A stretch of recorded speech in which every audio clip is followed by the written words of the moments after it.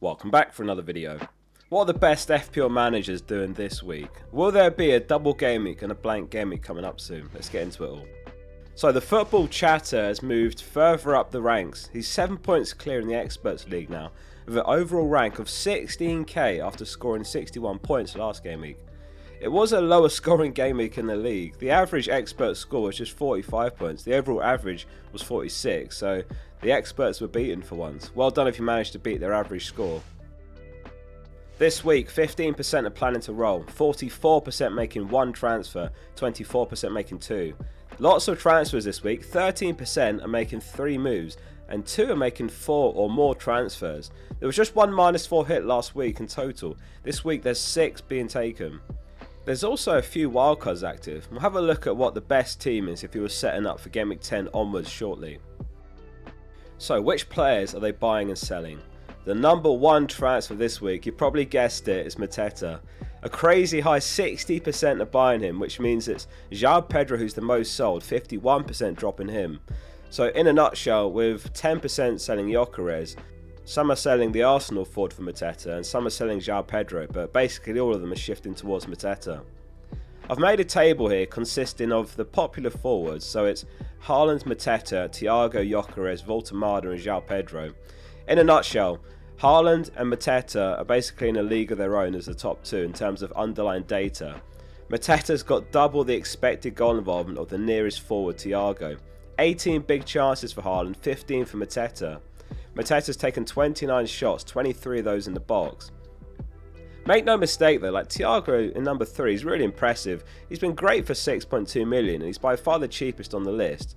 And if we're talking about where the template might be headed, you could see him with Haaland and Mateta as a potential popular front 3 in a few weeks' time.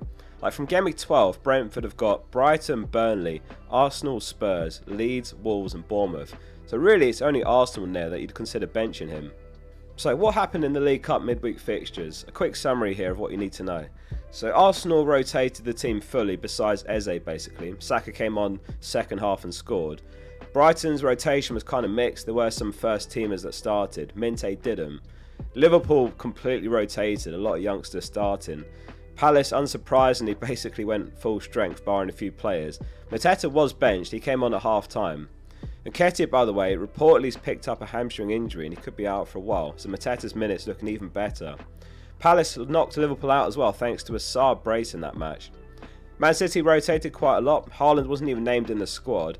Vardy and Foden were on the bench, they came on, and Reiner's also got a full rest, not in the squad either. Wolves fully rotated and ultimately lost to Chelsea. Chelsea and Newcastle did rest a lot of first team players as well. No Enzo or João Pedro for Chelsea.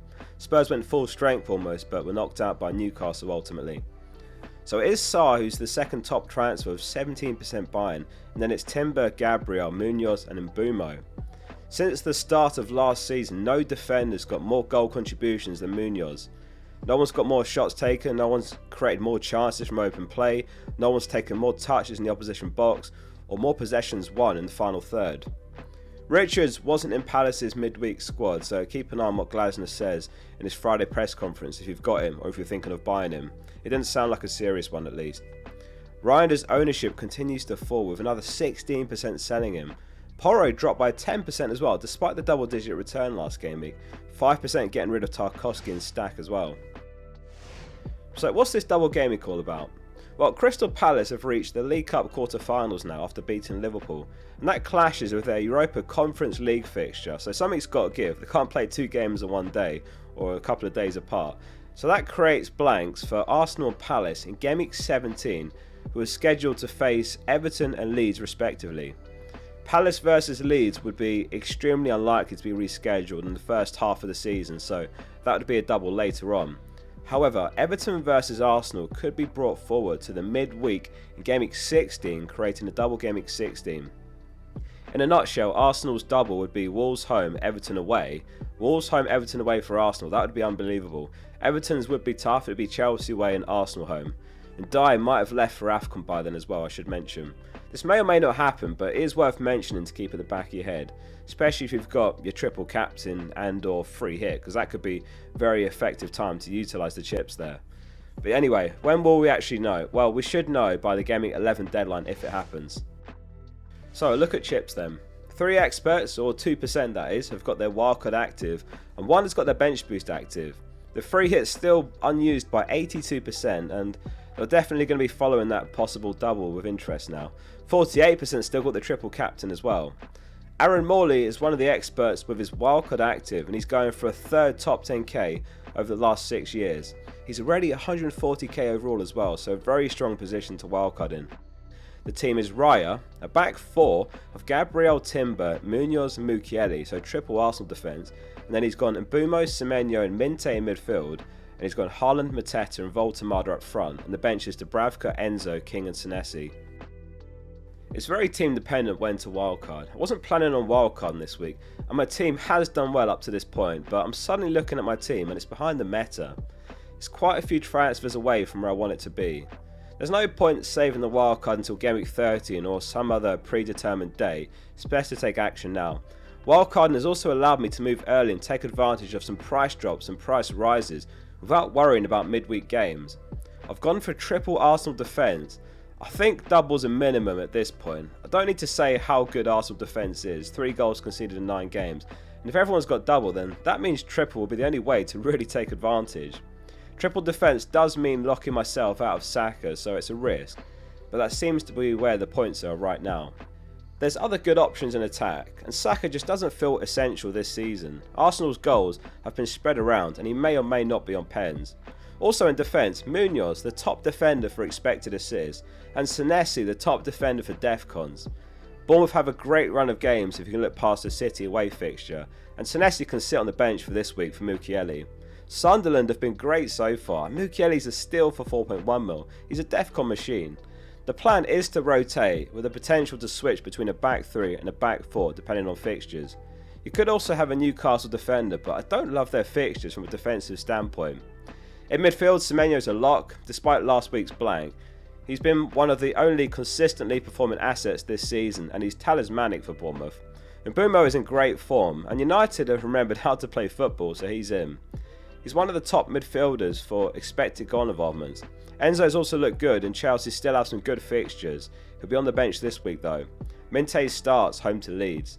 And then King is the best option for 4.5 mil. He'll be last on the bench most weeks. Finally up front is Haaland, joined by Mateta and Voltemada, who have both been returning and putting up good underlying numbers, Mateta especially. It feels like everyone is bringing in Mateta this week, and I can see Newcastle scoring a few against this awful West Ham side. This also means I can finally get rid of João Pedro. You can't have everyone. I think Thiago and Ndiaye would also be perfectly good picks on a wildcard. Thanks Aaron for the write-up. Best of luck on the wildcard, mate. Game Week 10 captaincy next. Who are the top all-timers going with them? We'll keep this one short and sweet, a 10-second or so segment, because it is 93% Haaland.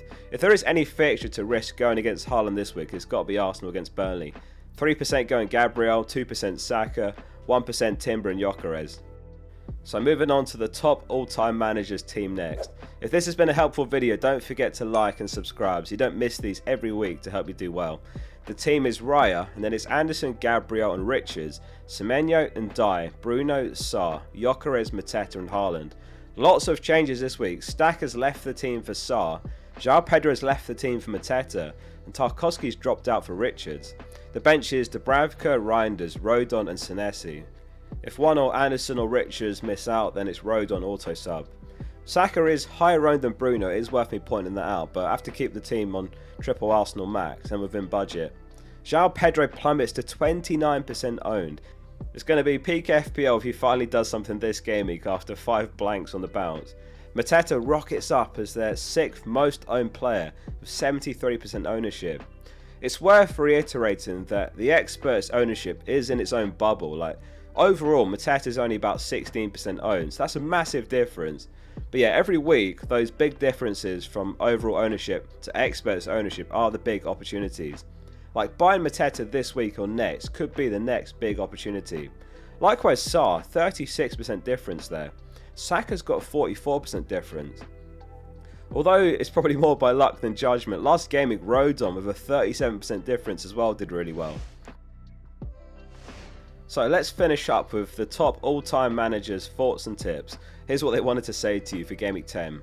FPL Fish, with some really sage advice, says, "It was a very rough week for a lot of people. The key to long-term success in times like this is to keep your head and don't make rash moves. It's a long season."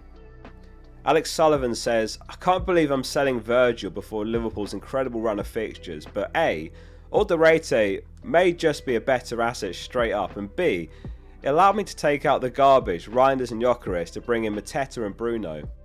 FPL Fly says, "Play your Bournemouth players. City are ropey as hell at the back. Load up on Arsenal and Palace players for the upcoming points fees." And lastly, Adam Capstick says, "No matter how good the fixtures are, you're not going to score if you don't shoot, which unfortunately João Pedro refuses to do. For that reason, I've ditched João Pedro for Mateta.